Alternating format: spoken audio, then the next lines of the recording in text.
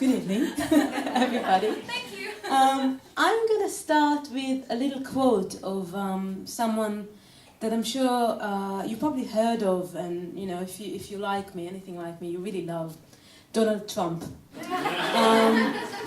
And he said, "When somebody challenges you, fight back, be brutal, be tough."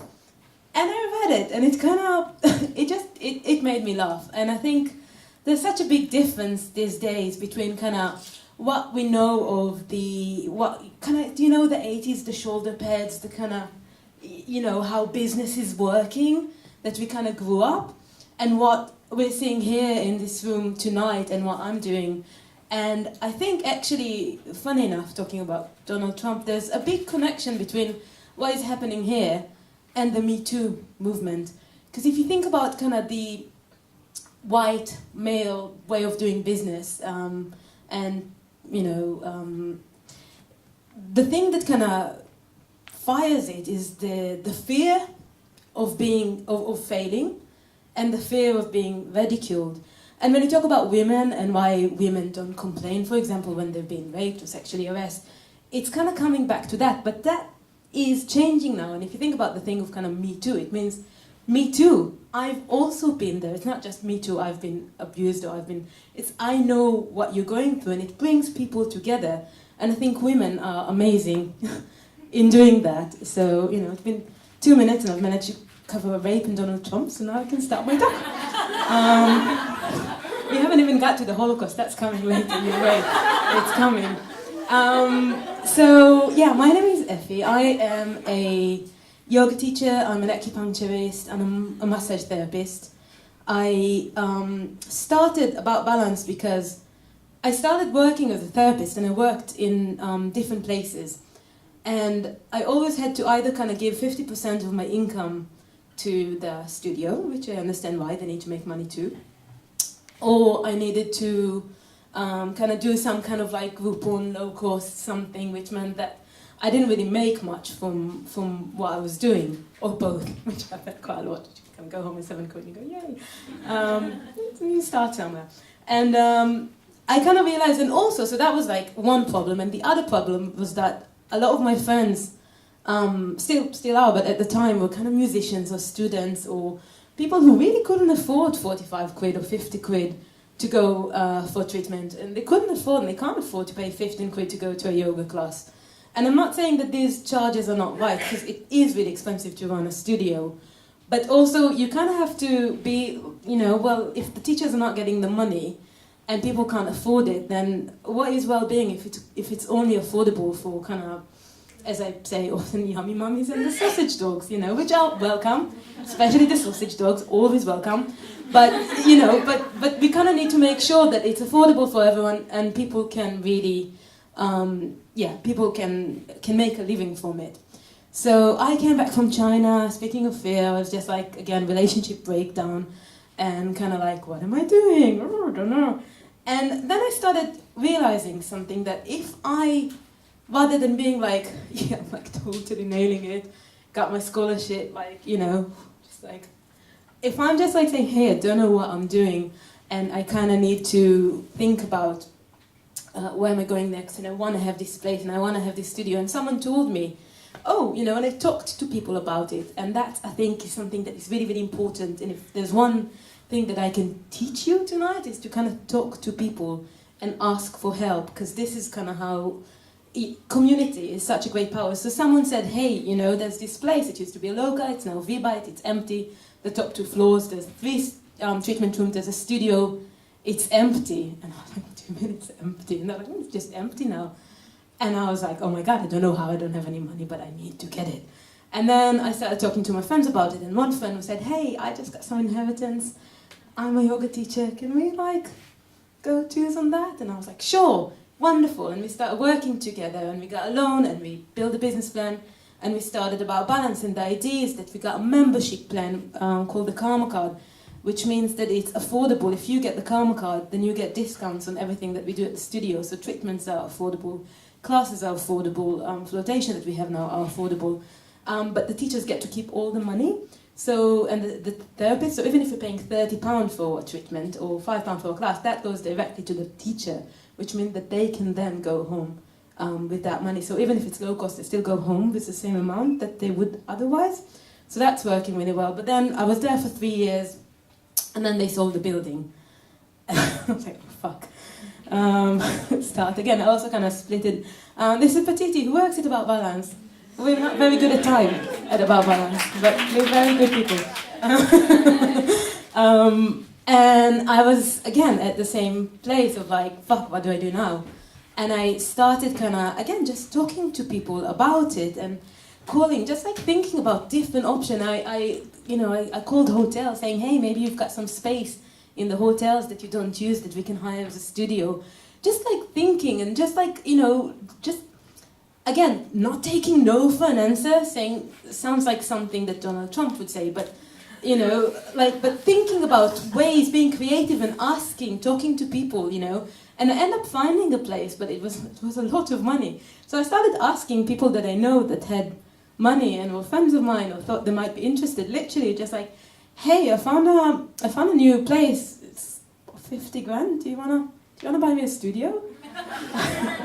And one of them like, yeah, actually, that would be great, because, I'm an osteopath and I'm just doing this Pilates course, so that would be great, we can work together. And I was like, great. And we worked together for about 2 weeks. And it was like, Effie, I don't know how you do it, it's too much work, I can't do it. And I was like, okay, that's fine. And I was like, oh, I'll give you the money though, don't worry, like, you can still have the money. I just don't want to be a partner, so you can just have me as a silent partner, so even better. And we moved to the new space. And it's been a year as well, actually, September last year, so pretty much same time as the Joyful Web, which is amazing, by the way, the Joyful Web. Thank you. And it's been amazing. And again, if there's one thing that kind of I've learned in life is to ask for help and to tell people exactly what you need. And there's this thing about energy and hippies, and people think that, like, when you feel the vibe, you just the world comes to you and everything. But it comes from like being really focused, yeah? Being really, really fucking focused on what you want.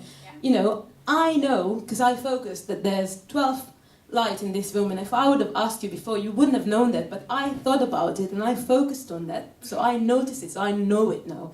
If I focus on places that might be good for a yoga studio, then I find all these different places that might be. So it didn't, like, it appeared out of thin air, but it appeared because I was looking for it, and that goes back to foraging and mushrooms, which is kind of what I really like. Kind of start noticing all these things that no one noticed, and I'm like, oh, look at all these little mushrooms, and, which is a different hobby of mine, which is maybe a different lecture. But I realized recently there was something in England that I didn't grow up in England, but it's called stranger danger, which you might know. And that just made me really laugh, because it's just like, what? No, I totally couldn't disagree more with like the idea of stranger danger. And I try to kind of think about a way to make it a bit more kind of, a bit more polite. And there's not many things rhyming with stranger, you'll find out. But I came up with stranger changer.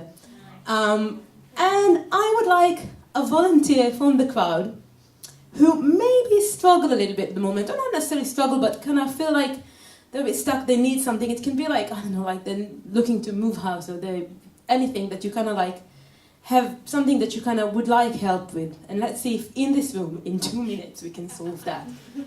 Go on. Yes, come. What's your name? Vari. Hi. Hi. Oh, God. There we go. Vari. Okay, I didn't think that was going to happen. Unforeseen consequences of being brave and stupid. So what Just something that you kind of feel like you're struggling and you would like help with. You would like something that... Right, okay. This is kind of a long story, so I will endeavour to shorten it. You know the story. So a few years back, I moved home with my mum, and she promptly kicked out my abusive stepfather, and thereby beginning a very long divorce process, which has just ended. Yes. Yes, it's brilliant. Please, round of applause for my mother, who's not here. She's really worried. So we got through all of that, but now we have to sell our house, because long story short, he's a bastard. So, we are now looking for another house. So, it was when you said about moving house, I was like, oh god, yeah, that's me. So, we have a beautiful house, which is kind of in a mess because we couldn't afford to fix it up. We finally got a couple of people really interested. We found a house that we fell in love with, and our buyers, we were all ready to exchange, and our buyers went, oh no, sorry, we're buying a business, we can't possibly proceed until we finish buying the business. And we're like, since fucking when? So we were back on the market. Then we found another house. This bit you don't know. It's in Scotland. Yeah. It's on an island of Scotland. It's gorgeous. It's perfect. We can afford it, which is also part of the perfection. I can't afford to go and look at it. So we've looked at this house online. We love it. It's perfect. We can't afford to go and look at it. We can't obviously afford to put down a deposit to buy it because no one has bought our house yet, even though we've got 2 people now competing and one of them offered a cash deposit. But we were like, and we could sit here waiting for 3 years while you sell your house and our mortgage company won't be happy about that. So yeah, that's the problem at the moment. We have to move because there's a massive mortgage on our house, thanks to the bastard, that needs to be paid because it came due like months ago and the mortgage company was being really understanding. So yeah, we have to sell our house, we have to buy another one. We found the perfect house, but we can't go and look at it. So either we do an incredibly brave / stupid thing and just say, yes, we want it. But because it's in Scotland, once you put in your offer, that's it, or the offer's accepted. But we can't do that until we have a buyer. So we need a buyer for our house.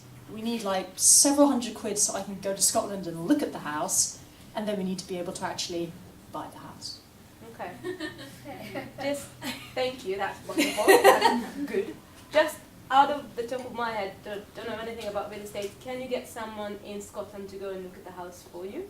Can you swap the mic back when you're talking? Oh, sorry. Yeah. Can you maybe find someone in Scotland that... Does anybody know anyone in Scotland that might be able to do that?